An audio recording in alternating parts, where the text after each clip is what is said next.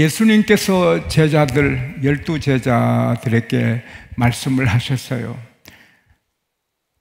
너희들 중에 죽기 전에 하나님의 나라가 권능으로 임하는 것을 보게 될 거다. 그리고 엿새 후에 제자 베드로, 요한, 야고보 셋만 데리고 높은 산에 올라요.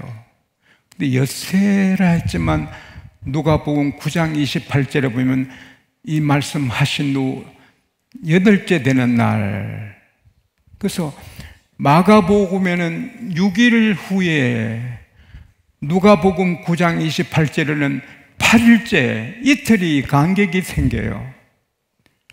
그래서 제가 조금 공부를 하니까 마가복음에는 46일이고 누가복음에는 8째 날, 같은 날이라고 하더라고요.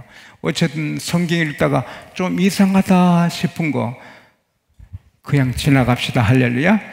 예수 믿으면 구원받는 거 알면 됩니다. 할렐루야. 저는 또 목사고 전문가니까 연구를 해야죠. 그래서 12제자한테 다 말씀해놓고 베드로, 요한, 야고보 셋만 데리고 산으로 올라가요. 그 산이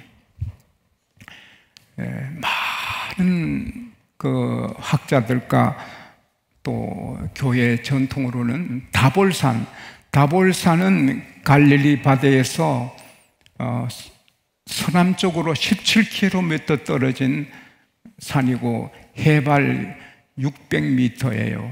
그 산으로 저는 올라가 봤는데 그 산으로 알려졌지만, 그러나 학자들이 다시 연구하니 갈릴리 바다에서 북동쪽으로 64km 떨어진 해발 2800m가 넘는 헐몬산으로 봅니다. 그 헐몬산은 산꼭대기에는 1년 내내 얼음이 있습니다. 그것이 흘러서 요단강으로 흘러 들어가고 그 농사 짓는 아주 중요한 수원이 되는데, 제가 생각에 그 2800m 넘는 산꼭대기에 예수님이 올라가신 건 아닌 것 같아요. 어쨌든 베드로 후서 1장 18절에 보면 베드로는 거룩한 산이라 불러요. 우리가 주님과 함께 거룩한 산에 있을 때, 그래서 다볼산인지 헐몬산인지 그게 뭐 팔복산인지 중요하지 않아요. 산입니다. 할렐루야. 성경에 안 밝힌 것은 꼭 찾아내려고 애쓸 필요 없어요. 그러다가 어렵게 되는 경우가 많거든요. 이단자들은 성경에 안 밝힌 걸 찾아내서 이단이 되거든요. 그래서 높은 산에 올라가셨는데 하나님의 나라가 권능으로 임하는 거예요. 그러니까 산이 천국같이 되고 예수님이 그냥 빛이 나는 거예요. 예수님의 옷이 표백제로 그렇게 할 수 없다. 언어에 보면 표백제로는 안 된다는 거예요. 그렇게 막 하얗게 빛이 나는 그런 주님으로 이렇게 변형이 되시는 거예요. 그런데 또 모세가 등장하는 거예요. 그리고 또 엘리야가 등장하는 거예요. 그래서 예수님이 순환 받으실 것에 대해서 대화를 하시는 거예요. 그 산이 바로 천국에 임해 있는 거예요. 천국에 살던 모세, 엘리야도 거기 임하고 예수님은 그렇게 또 변화돼 가지고, 그런데 그 천국의 분위기가 임하니까 얼마나 좋아요.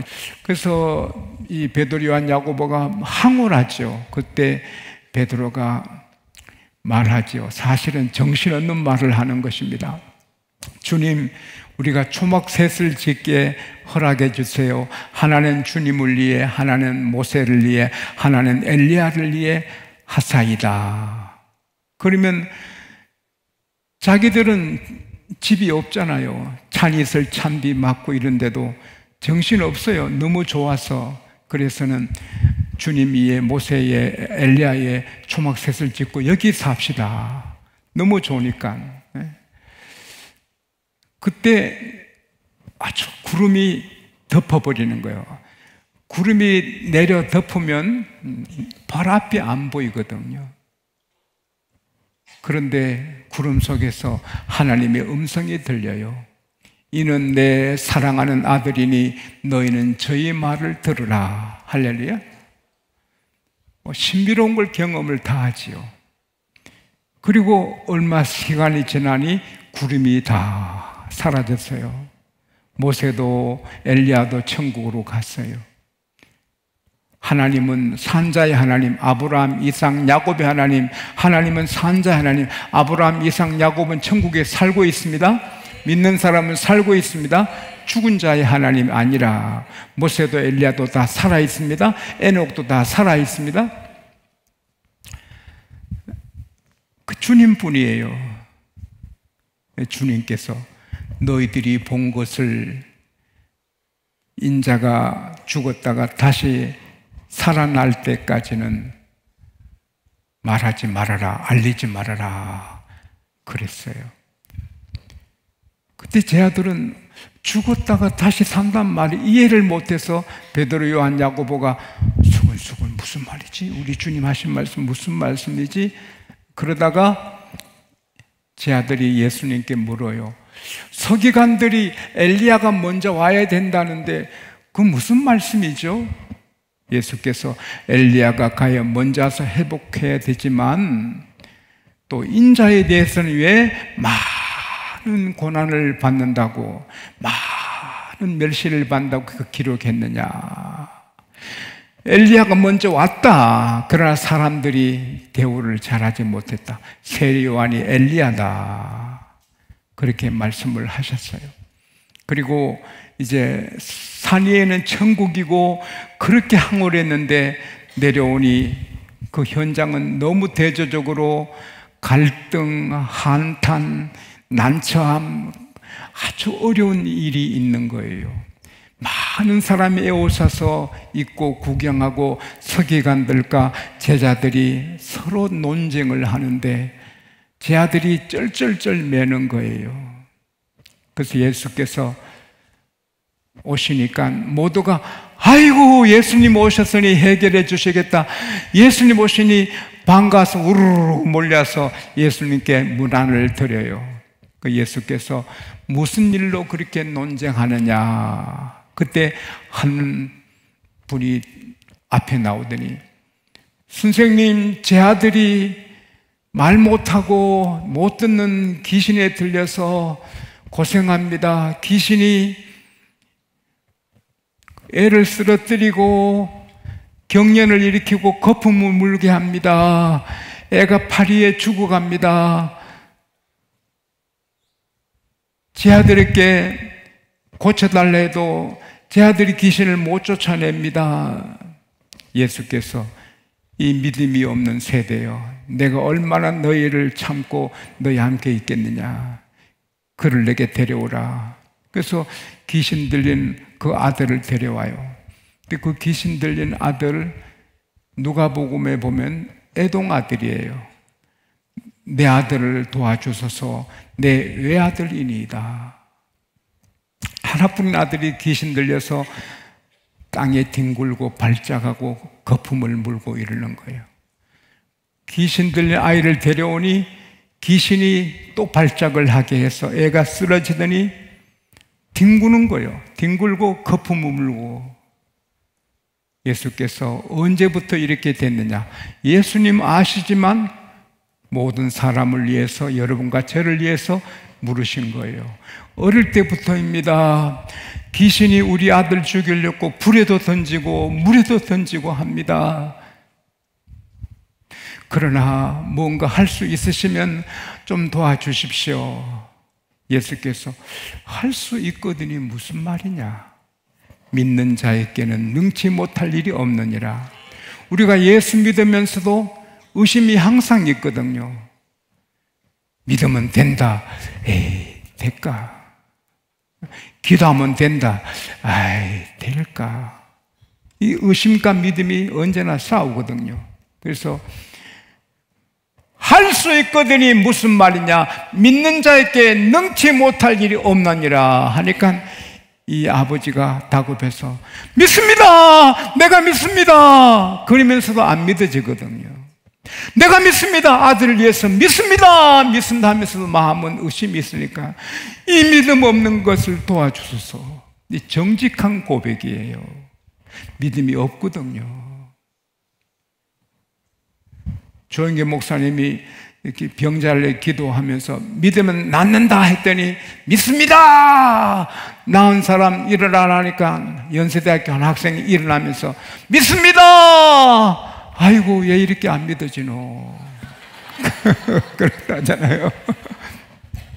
이 아버지도 그런 거예요. 그때 예수님께서 불쌍히 여기시죠. 그리고는 귀신을 꾸짖어요.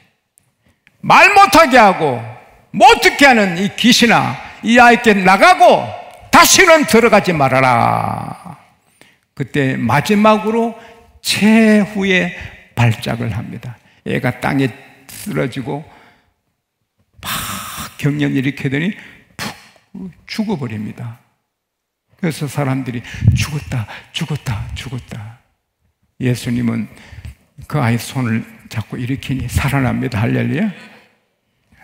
그래서 한 모든 사람이 하나님께 영광을 돌리고 그 아버지는 얼마나 좋겠어요. 뭐 성경은 줄여서 기록됐지만 예수님께 얼마나 경배했겠어요. 그 아이도 예수님께 얼마나 경배했겠어요. 사랑하는 여러분, 그 아버지는 안 믿어도 그래서 혼났는데 할 수 있거든이 무슨 말이냐? 믿는 자에게 능치 못할 일이 없다. 우리가 예수 믿으면서도 언제나 이렇게 의심이 같이 있거든요. 그러나 믿는 자에게는 능치 못할 일이 없다. 다 되는 것입니다. 오늘 우리 모두가 의심 다 버리고 믿어서 기적이 일어나게 되시기를 축원합니다.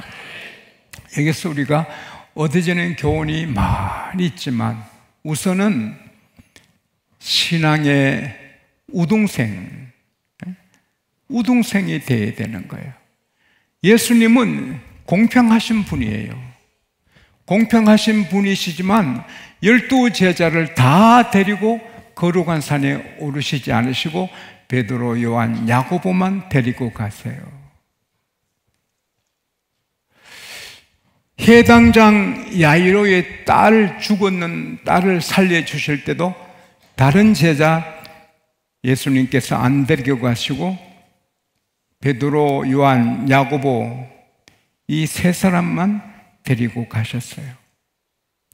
겟세마네 동산의 최후의 기도 들으실 때도 가장 가까운 곳에 베드로, 요한, 야고보만 데리고 가셨어요. 제자라고 다 같은 제자가 아니에요. 에레미야 17장 10절에 요한은 그 심장을 살피시고 그 폐부를 테스트하신다, 시험하신다. 베드로, 요한, 야고보 여러 제자들을 주님이 다 보셔요. 그 중에 최고의 제자가 베드로, 요한, 야고보예요. 모세 형 아론, 누나 미리암도 선지자지만 그러나 모세가 하나님 제일 가까이에 있는 거예요. 구약의 선지자가 많지만 모세가 율법을 대표하는 모세가 그리고 모든 선지자를 대표하는 엘리야가 거기 임한 거예요. 엘리사는 엘리야보다 2갑절로 기적을 행했지만 하나님 보시기에는 그게 안 중요한 거예요. 엘리야 심장이, 엘리야 폐부가 엘리야의 그 심층 깊은 곳에 하나님을 경배하고 높이고 사랑하는 마음을 아시는 거예요. 우리 교회 장로님들이 많이 계시는데 다 훌륭하시지만 그러나 똑같지 않는 거예요. 더 맑고 깨끗하고 하나님 사랑하고 하나님 높이는 제자 같은 장로님들이 계시는 거예요. 권사님이다 천사 같아도 다 같지 않는 거예요. 편하게 믿는 사람, 목숨 걸고 믿는 사람 주님은 아시는 거예요. 집사님들, 청년들, 교학교 교사, 성가대, 오케스트라 다 아시는 거예요. 우리 다의 찬양대 자는 것도 다 아시고 마음속에 생각도 다 아시는 거예요. 지용수를 알고 목사님이라고 다 같은 게 아니에요. 심장과 폐부를 보시는 하나님. 잠언 5장 21절에 대저 모든 사람은 하나님의 눈앞에 있다. 욥기 31장 4절에 그가 너 모든 길을 지켜보지 아니하시며 너 걸음을 세지 아니하시느냐. 잠언 8장 17절에 나를 사랑하는 자들이 나의 사랑을 받으며 나를 찾는 자가 나를 만난다. 잠언 4장 8절 9절에 그가 너를 높이면 너가 그를 높이면 그가 너를 높이 들리라. 너가 그를 사랑해서 품으면 하나님께서 너를 영화롭게 하리라. 아름다운 관을 너 머리에 세워주고 면류관을 너에게 안겨주리라. 사무엘상 2장 30절에도 나 여호와가 말하노라. 나를 존중히 여긴 자를 내가 존중히 여기고 나를 경멸히 여긴 자를 내가 멸시하리라. 예수 믿어 하나님의 자녀가 되었지만 똑같지 않아요. 마음을 다해, 뜻을 다해, 목숨을 다해 주님을 사랑하고 섬기는 사람하고 대충 섬기는 사람은 달라요. 땅에서도 다른 대접을 받고 천국 가면 지평수도 다르고 위치가 달라요. 그래서 목사님이든 장로님이든 누구든 똑같지 않다는 걸 알고 맑은 마음, 뜨거운 사랑으로 하나님을 높이고 사랑하는 일에 열심을 내야 되는 거예요. 그리고 하나님이 싫어하는 거는 하지 않아야 돼. 요한복음 8장 29절에 예수께서 말씀하시기를 나를 보내신 하나님께서 항상 나와 함께 하시도다. 내가 그의 기뻐하시는 일만 행함으로 나를 혼자 두지 아니하셨도다. 예수님은 항상 아빠 하나님이 기쁘게 하게 사니까 하나님이 항상 같이 계신다. 그건 우리를 위해서 주신 말씀이거든요. 예수님 하나님인데요. 그러나 하나님이신 예수님이지만 이렇게 항상 하나님은 기쁘시게 해드리는 삶을 사셨던 것처럼 우리도 그렇게 살아라. 할렐루야. 빌립보서 1장 20절에 나의 간절한 기대와 소망을 따라 이제도 전과 같이 담대하여 내가 살든지 죽든지 그리스도만 높이기를 원하노라. 바울은 살아도 죽어도 주님만 높인다는 거예요. 그래서 사도 바울은 주님만 높이는 극장 무대라. 사랑하는 여러분, 우리가 장사를 하든 물건을 사든 친구와 만나 차를 마시든 뭘 하든 하나님의 우등생으로 귀하게. 할렐루야.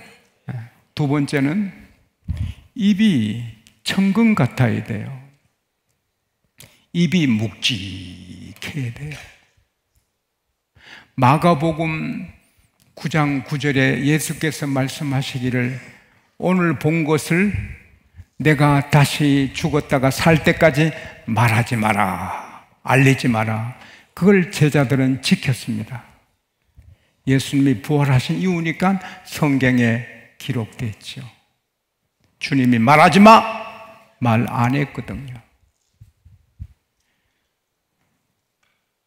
잠언 10장 11절에 의인의 입은 생명새입니다.